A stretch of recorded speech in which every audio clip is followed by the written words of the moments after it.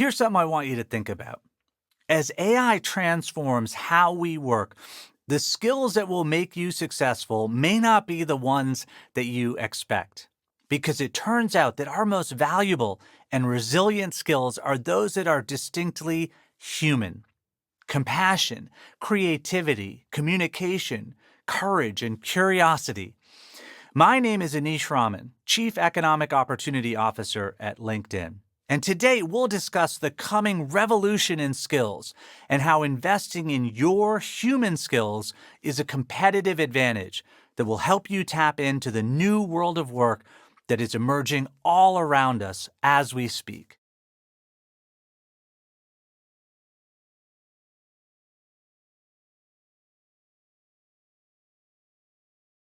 Human skills. Maybe that's a new term for you, but I promise you, you've thought about them before. Maybe you talked about them as people skills or durable skills or power skills. For most of us, we talked about them as soft skills. And there's an issue with that. For most of the history of work, we've been defined by our physical abilities and then more recently by our intellectual acumen. And especially in our lifetimes, we've looked to people's skills, to human skills, as soft skills, as undervalued compared to those hard technical skills that have led to the biggest career success for people that went into computer science or accounting or finance. For a while, we said, don't let emotion get in the way of reason. And so much of what makes us human is at the intersection of our EQ and our IQ.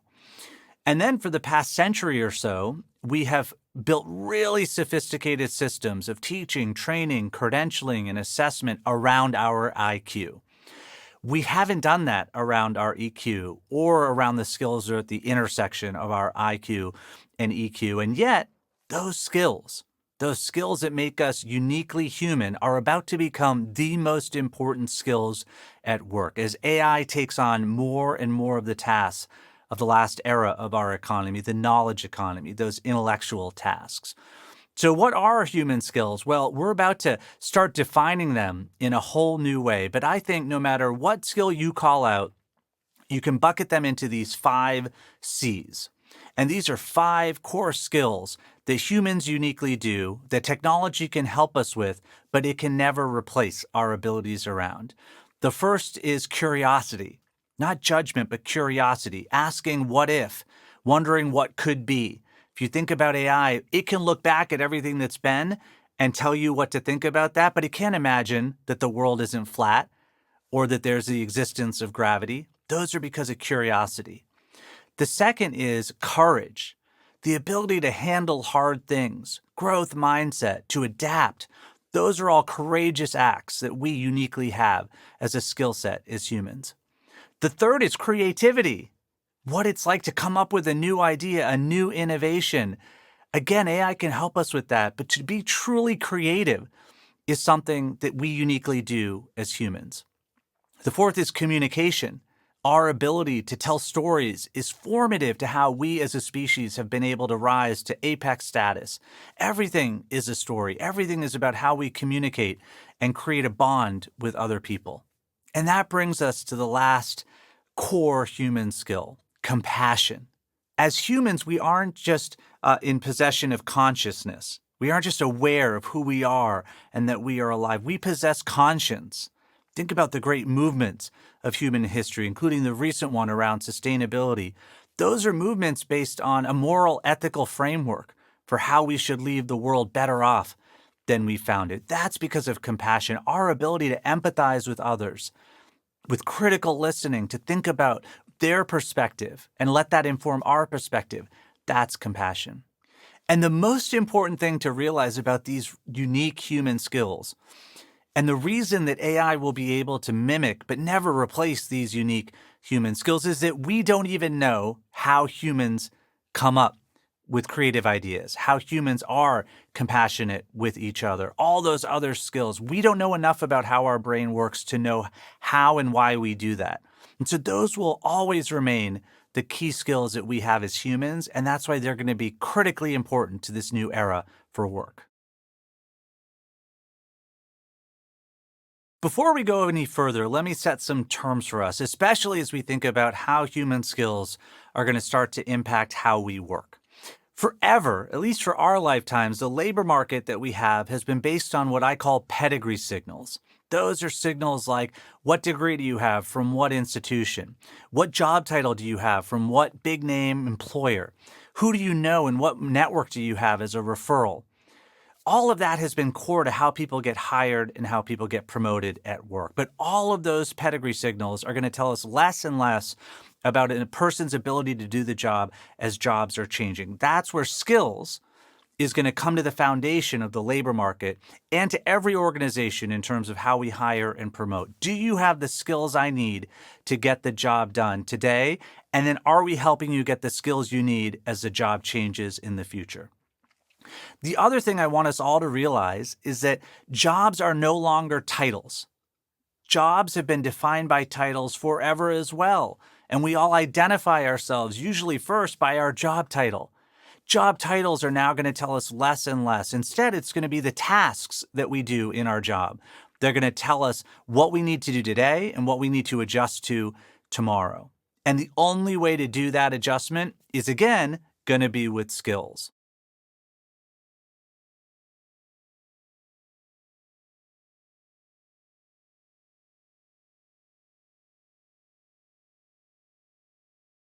We are entering a new era for our economy. And when that happens, because of a big advancement in technology, there are always four phases of change. And this goes back not just to the internet and electricity and the assembly line and the steam engine, but all the way back to even the printing press in the mid 1400s.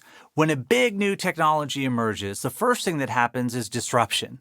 Even with the printing press, when it was first invented, scribes, whose job it was to write on paper, would break these inventions, these printing presses. Churches said it was a work of witchcraft. And so that's the phase that comes first, disruption, usually fueled by fear and anxiety. That has been a constant across every moment of change. And we're seeing that now as people wonder what's left for humans in the age of AI. The second phase is when jobs start to change, the jobs that we have. And that's starting to happen now, too. We know that 75% of global knowledge workers are using AI in their job today. So it is already here and it is already changing our jobs.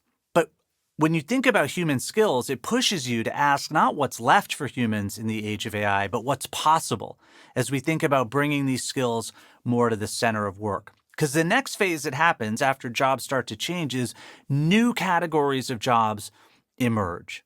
We do a list every year at LinkedIn called Jobs on the Rise. 70% of this year's list did not exist 20 years ago. Think about that. As we enter this new era for our economy, that means the jobs that are going to be the it jobs in 10 years, certainly 20, don't exist right now. So that's where we're heading next in terms of the next phase of change. New categories of jobs are going to emerge. And then the final phase is when we are firmly in a new era for our economy. So what are the new jobs that are going to emerge and what is the new era that's going to emerge? Well, if you look at the history of work, for most of human history, for tens of thousands of years, we were in what you could call a goods economy, anchored by agriculture and then over time by manufacturing. But all of that was largely, for most workers, about our physical ability to work on the field, to fasten on the assembly line. For the past few generations, even few decades, we've been in what's called a knowledge economy, fueled by big data, the computer, the internet, and that's brought intellectual labor more to the center of work. All the emails we send, all the meetings we attend and summarize, all the coding that happens at every organization. Well, AI is coming for a lot of that work that has been anchoring the knowledge economy. And instead, it's going to push us to bring more of our human skills to bear in our day-to-day and to bring more people-to-people collaboration into our day-to-day.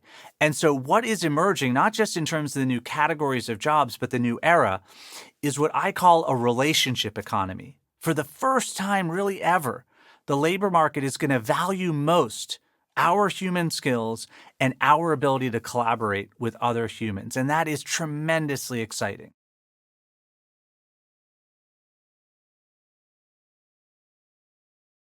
So how do you manage change that's hitting at this level? Well, the first thing I'd say is be grateful. And I know that sounds a little strange because right now most of us are really anxious about the changes that are hitting. But if you look across the history of work, there has usually been years, if not decades, that play out between when a big disruption hits from technology and when the labor market is able to adjust in terms of how we teach and train, how we hire and promote. That means for years, if not decades, most of us are stuck in what I'd call the messy middle, where we're really struggling how to figure out and how to manage the change that's hitting. And by the time it hits us, it's usually all figured out, and we have very little control over how we want to respond to it. This time is different. This time, as AI is starting to change work, we are able to understand it and to adjust around it in real time. Platforms like LinkedIn make it possible for anyone anywhere to come and learn about AI, about what's changing, about what skills they need to take on, about how jobs are going to change in the coming months and years, and start to think about how they want to adjust as a result. So the first thing to do is just be grateful that you are alive at a time when the disruption is hitting alongside a labor market that is more agile than it's ever been before. The second thing is don't ignore the inevitable. AI is just going to accelerate its impact on work. I know a lot of people are either fearful and avoiding understanding AI or feel like it's overwhelming and are just waiting until someone tells them they have to understand AI. If you're in one of those two categories, break through it. Just start to learn about AI. Start to use AI tools, especially ones that you think are going to play out in your day-to-day based on what job you have or what function you're in. What you'll be pleasantly surprised about once you start engaging with AI is that it doesn't require a whole new set of technical skills. The way that we as humans will work with AI is through the most human skill of all, communication. You will communicate to AI and these tools, giving it context, giving it specific questions you want answered, specific tasks you want done. So start learning how to fold AI into your day-to-day. It'll demystify it, and it'll make it possible for you to see the ways that AI will push us into a world of work that is more human, not less. And the third thing to do is really start to understand jobs are no longer about titles. Jobs are about tasks. Most of us define ourselves by our job title. The labor market does all of its measurement around job titles, but job titles tell us less and less about what the actual job is at hand, especially as it's changing. LinkedIn has data that 70% of the skills in the average job will have changed by 2030. So the job title might not have changed, but the tasks underneath that job certainly will have changed. So start tracking those tasks. Start with your job today.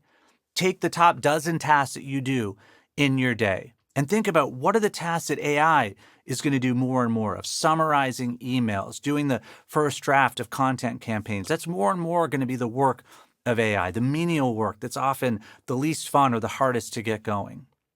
What are the tasks that you're going to do with AI, where you're going to use AI tools and need to communicate more effectively with those tools to tell AI what you need? And then more and more, what are the tasks that are yours to uniquely do as a human? The tasks that bring those 5 C's that I talked about to the center of your work. As you think about your job, make sure that you've got more and more tasks building in that third bucket, and make sure as more and more tasks build in that third bucket that you are getting better and better at the skills required to do that work.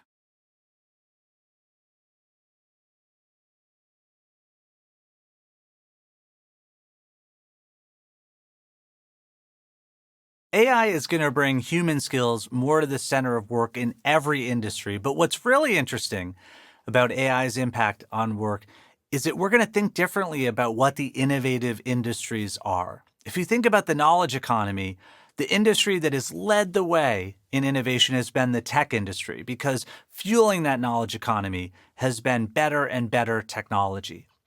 But as AI starts to make technology more available to every company in every sector, as talent, not technology, becomes more important to company growth and to company success, the industries we're going to look at as innovators are the industries that have always been anchored on the people part of work. Industries like healthcare, retail, hospitality.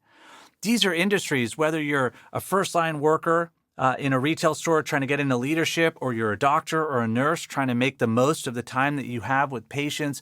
These are industries that have always been focused on people, people skills, and people-to-people collaboration. And so those are the industries I'm looking to see how we can think more creatively about human potential, human capability, human skills, how to grow and nurture talent from within, how to think about internal mobility at organizations, how to think about organizational design and organizational psychology that is anchored in a pro-human way around the capabilities that we as humans uniquely bring to work. Those are the industries that we should look to, but all industries are going to have to start asking what is possible for humans in the age of AI, not what's left. And think about what's about to happen as every industry does that.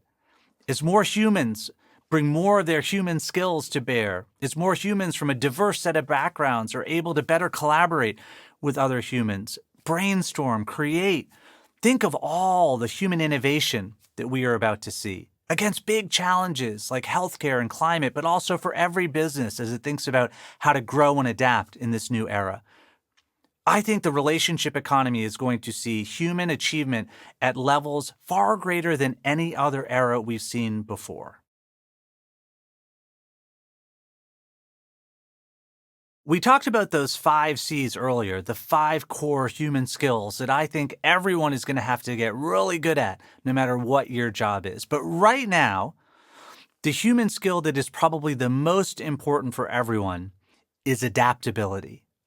One of the most important things about our species is our ability to adapt. Humans are unpredictable because we are able to adapt as things change before us. And so adaptability is the most human skill that you can bring to work today. And what does that mean? What does that look like day to day? Well, at the core, adaptability is the ability to learn, unlearn, and relearn.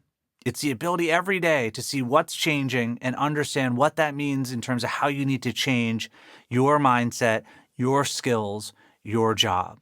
So if there's one thing to focus on as we enter into the relationship economy, and as big new systems of teaching, training, credentialing build around all these core human skills, for right now, focus on adaptability. Some people call it growth mindset.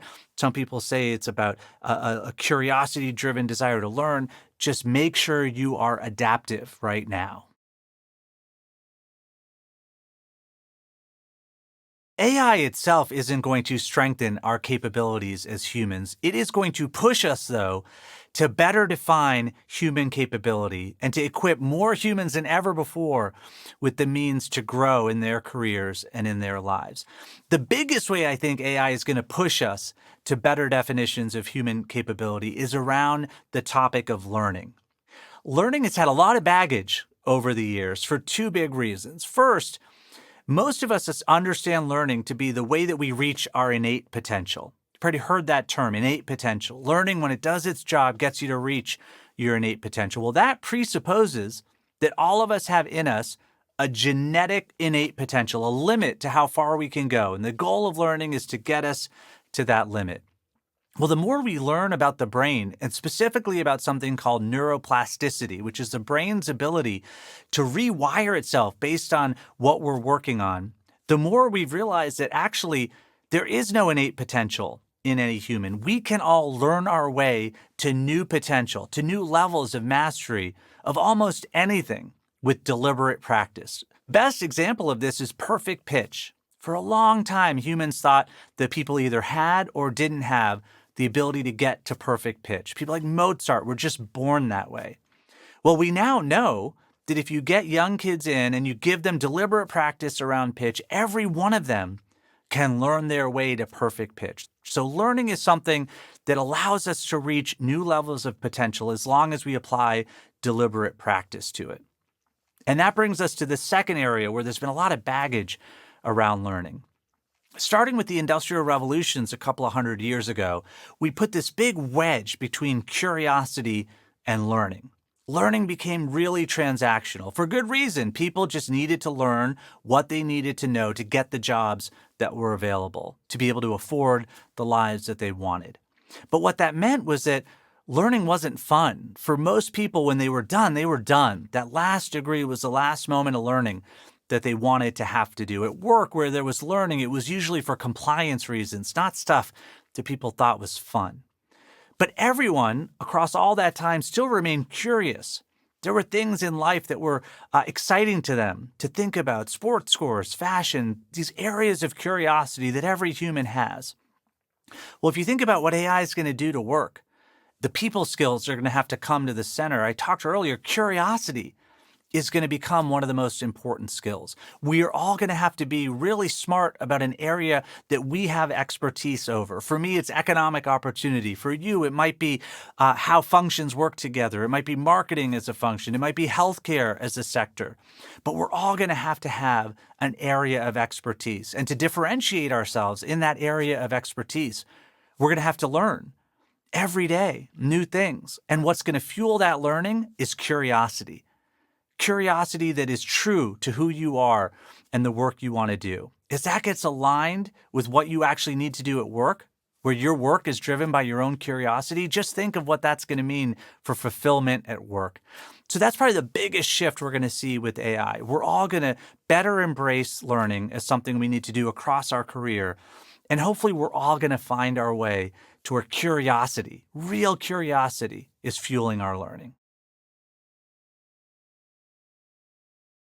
AI represents a new era for technology, but at the end of the day, it is just the latest tool that we have as humans at work. And if you think about the best tool, you're not competing with that tool. That tool is assisting you as you do your work and hopefully helping you do more interesting work, more fulfilling work, more consequential and complex work. That is what should be possible with AI.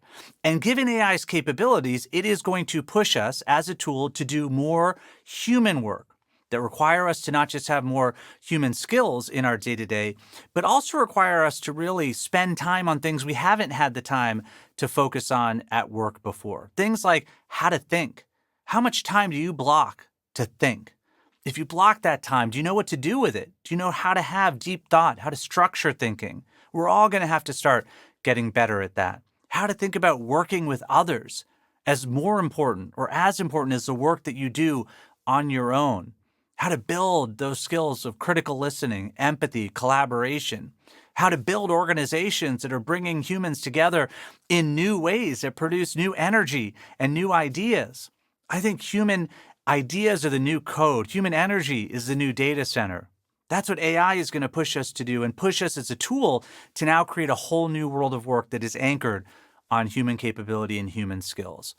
So the key is to feel like AI is helping you do better work, more human work, more fulfilling work.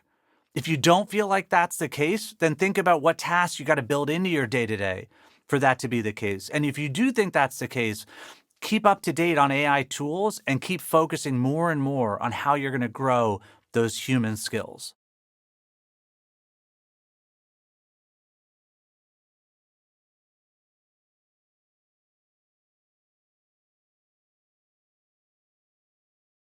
For the past century, we have built really sophisticated systems around teaching, training, credentialing, and assessing technical skills, the hard skills that have led to success in the knowledge economy. We have not done that for the human skills, the skills that sit at the intersection of EQ and IQ, but we're going to have to do that as a labor market all over the world.